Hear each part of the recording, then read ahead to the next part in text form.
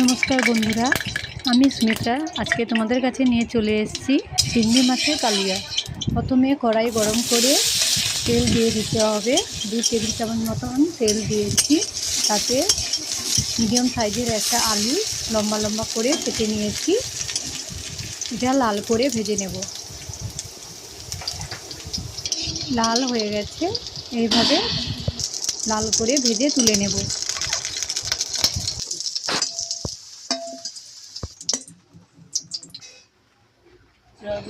সবগুলো আলু তুলে নিয়েছি।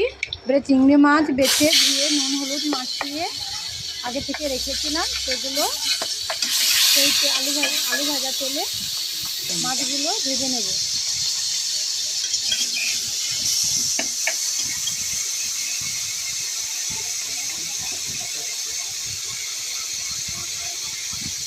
আর একটু তেল লাগবে।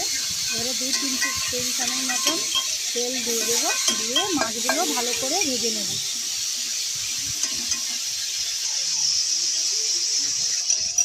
দেখুন বন্ধুরা, কত সুন্দর লাল হয়েছে। এইভাবে লাল লাল করে মাছগুলো করতে নেব। এবারে কষা হয়ে গেছে, এবারে তুলে নেব।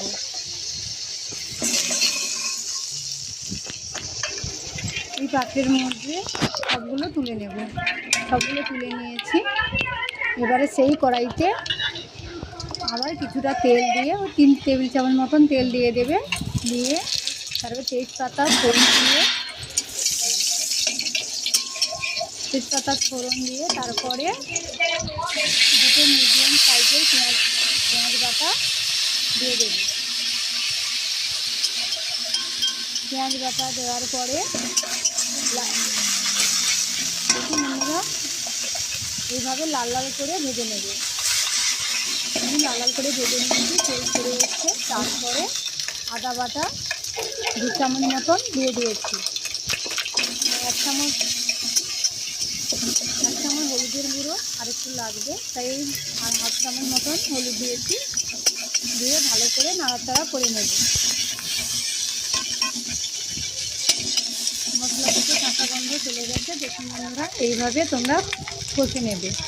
আমি এইভাবে কষে নিয়েছি। তারপরে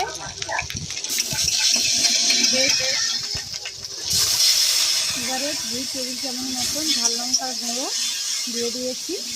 দিয়ে ভালো করে এবারে সামান্য পরিমাণে একটু জল দিয়ে মশলাটাকে ভালো করে কষতে নেব।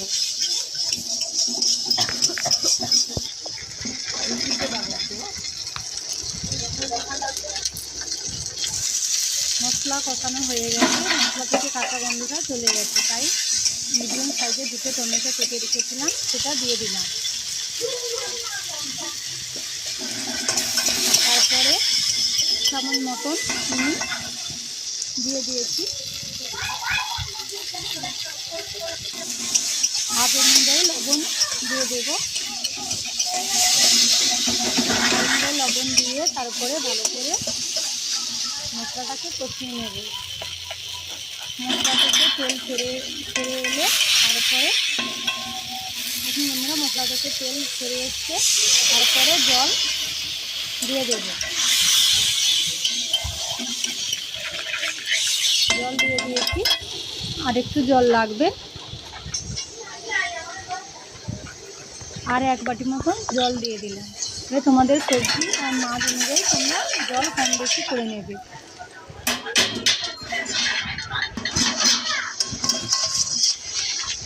ঝোল ফুটে এসেছে।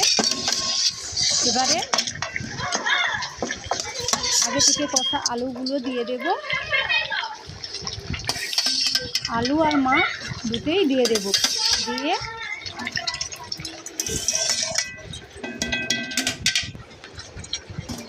একটু নাড়াচাড়া করে ঢাকনা লাগিয়ে দেব।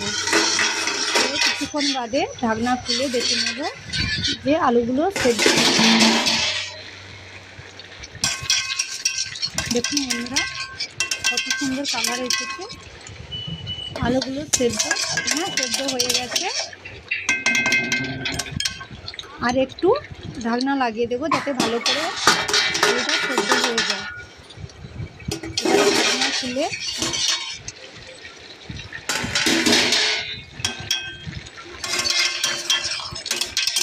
ঢাকনা খুলে নাড়াচাড়া করে 1 টেবিল চামচ মতন গরম মশলা গুঁড়ো দিয়ে দেবো।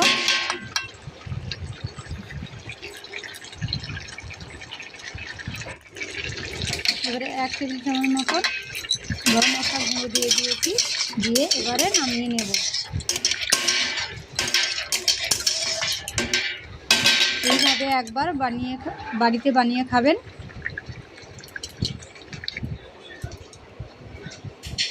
নামিয়ে নিয়েছি, দেখুন বন্ধুরা কত সুন্দর হয়েছে।